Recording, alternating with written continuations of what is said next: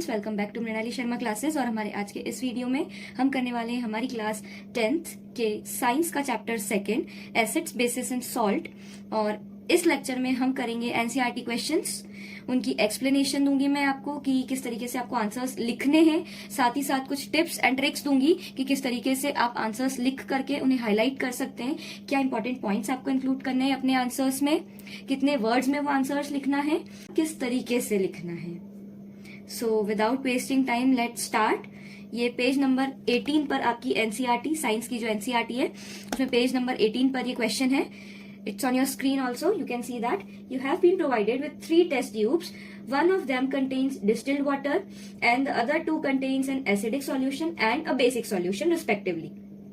If you are given only red litmus paper, how will you identify the contents of each test tube? अब यहाँ पर क्या दे रखा है बच्चों आपको कि आपके पास में 3 टेस्ट ट्यूब्स हैं, एक में डिस्टिल्ड वाटर है, एक में एसिडिक सॉल्यूशन है और एक में बेसिक सॉल्यूशन है। फिलहाल आपको ये चीज पता नहीं है कि किसमें कौन सा सॉल्यूशन है या वाटर डिस्टिल्ड वाटर है, और आपको सिर्फ और सिर्फ रेड लिटमस पेपर दे रखा है। तो आप इसकी मदद से क्या करेंगे? तो बच्चों, जब हम रेड लिटमस पेपर को एसिडिक सॉल्यूशन में डालते हैं ना, तो हमें कोई चेंज देखने को नहीं मिलता है, तो वो रेड लिटमस पेपर रेड ही रहेगा, है ना। तो मतलब क्या हो गया, अगर हमने एसिड में डाला और वो रेड का रेड ही है, मतलब उस टेस्ट ट्यूब में क्या है, एसिड है। नेक्स्ट, हमने अगली टेस्ट ट्यूब में डाला, उसमें जो रेड लिटमस था उसका कलर हो गया ब्लू। तो इससे हमारा क्या मतलब है कि उस टेस्ट ट्यूब में बेसिक सॉल्यूशन प्रेजेंट है, because base turns red litmus paper two blue. ठीक है। और थर्ड वाली जो बची है वो ऑटोमेटिकली या तो आप डिस्टिल वाटर बोल देंगे, या फिर मान लो आपको पता नहीं है, आपने डिस्टिल वाटर वाली टेस्ट ट्यूब ली थी, उसमें अगर आपने रेड लिटमस पेपर डाला तो वो हल्का सा पर्पल कलर देगा आपको, मतलब ऐसा कोई चेंज नहीं आएगा, इसीलिए वो क्या हो जाएगा, आपका डिस्टिल वाटर हो जाएगा। आई होप आपको ये चीज समझ में आई होगी, ये आंसर है ना। तो इसे हम लिखेंगे कैसे वो मैं आपको बता देती हूँ।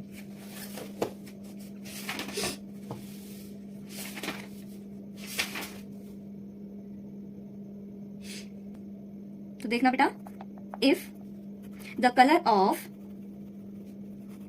Red litmus paper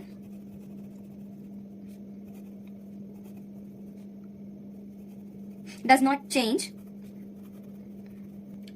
then it is acidic solution, है ना। अब इसमें आपने क्या लिख दिया कि अगर रेड लिटमस पेपर का कलर चेंज नहीं होता है तो वो क्या हो जाता है, आपका एसिडिक सॉल्यूशन हो जाता है। ठीक है, तो आपको यहां पर अब क्या लिखना है, colour of red litmus does not change, acidic solution. ये 3 चीजों को आपको अंडरलाइन कर देना है, तो ऑटोमेटिकली ही क्या हो जाएगा, जो एग्जामिनर है या जो आपकी कॉपी चेक करेगा वो टीचर अपने आप ही इस चीज से इंप्रेस हो जाएगा कि हाँ, बच्चे ने इंपॉर्टेंट पॉइंट, उसको पूरा रीड करने की जरूरत नहीं पड़ेगी। तो इन केस आपने यहाँ पर कोई ग्रामेटिकल मिस्टेक या स्पेलिंग मिस्टेक भी करी है तो वो चीज इग्नोर हो जाएगी। ठीक है, colour of red litmus does not change, acidic solution. तो ये मेन पॉइंट्स आपने क्या कर दिए, यहाँ पर हाईलाइट कर दिए। तो ये तो हो गया एसिडिक के लिए। ठीक है, अब if the colour of red litmus paper changes to blue, है ना। अब क्या हो गया, red litmus paper blue colour में चेंज हो गया।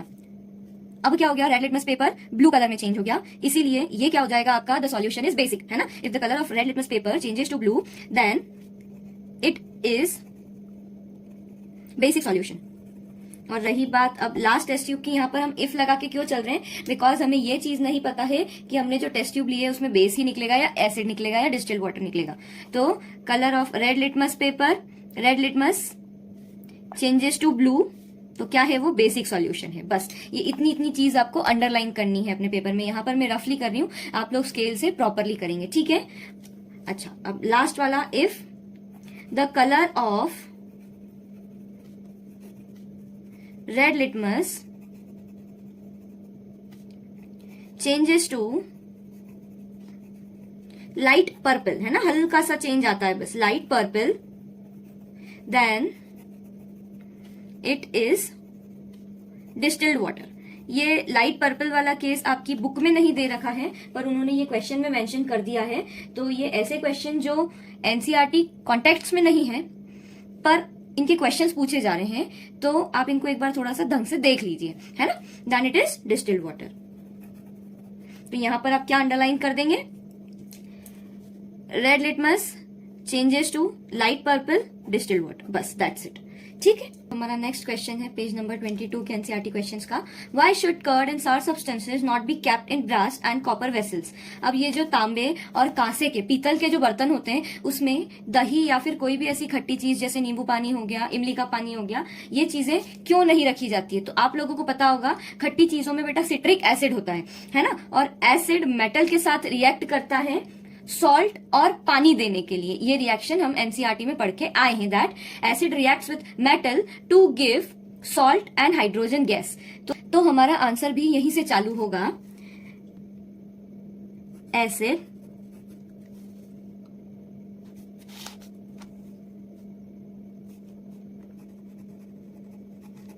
reacts with metal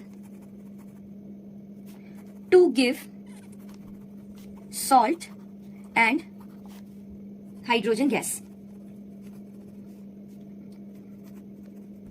अब इसी का ही हमें क्या लिखना है, यहाँ पर एक रिएक्शन लिखना है ताकि हम उसे नीचे वाले कहीं पर उसमें सॉल्यूशन में लिख सकें, जस्टिफाई कर सकें हमारा आंसर, है ना, क्योंकि ये रिएक्शन हमें बुक में है इसीलिए हम इसे लिखेंगे। क्या लिखेंगे बेटा? एसिड प्लस मेटल या मेटल प्लस एसिड एक ही बात है, gives salt plus hydrogen gas, है ना। मतलब क्या हो गया अब यहाँ पर कि एसिड और मेटल मिला करके क्या कर देते हैं, सॉल्ट और हाइड्रोजन गैस बनाते हैं। ठीक है, तो अब यहां से इस क्वेश्चन का रीजन हम देंगे पैराग्राफ चेंज करके। Curd and sour substances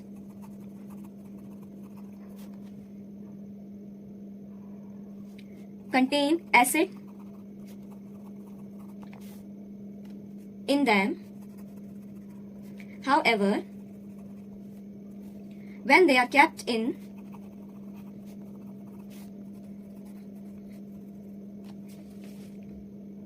vessels of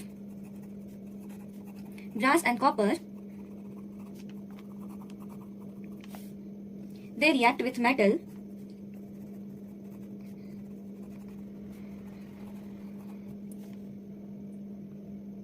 to give harmful salts and hydrogen gas।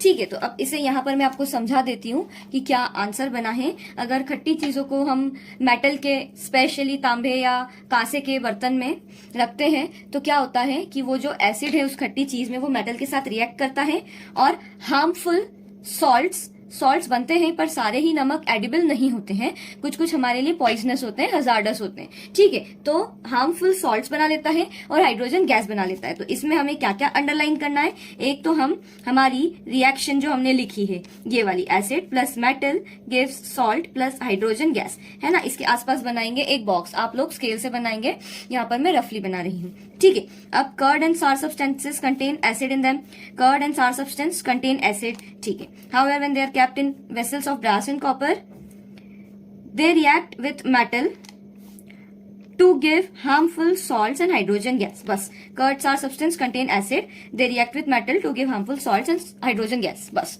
खत्म। यहाँ पर इससे ज्यादा आपको नहीं करना है अंडरलाइन वगैरह कुछ भी। तो ये ऑटोमेटिकली ये जो अंडरलाइन हुआ है ना बेटा, तो ये हाईलाइट होता है कि अच्छा बच्चे ने ये करा है, मतलब हाँ इसको पता है पूरी reaction.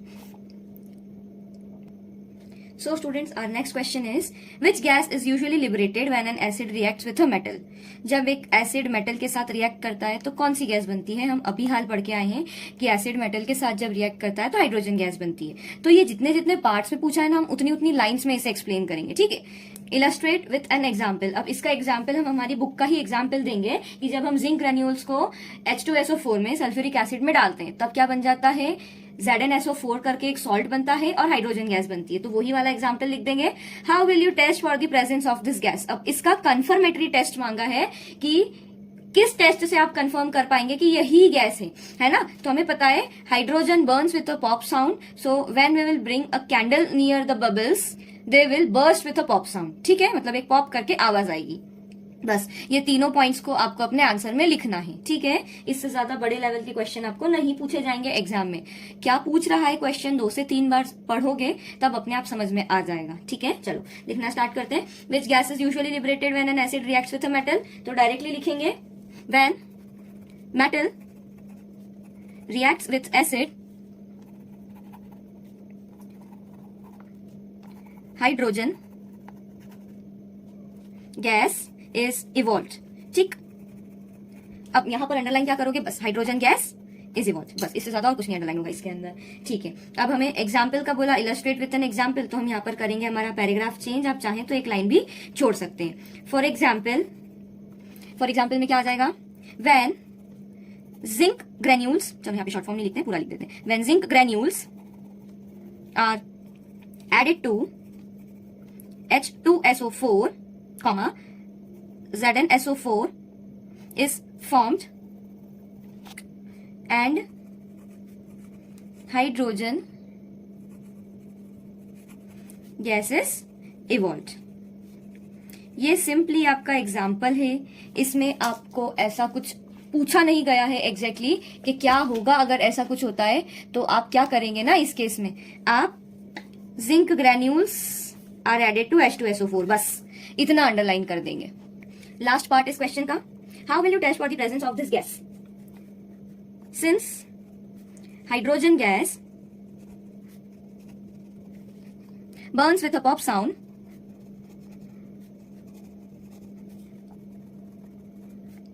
so when we bring burning candle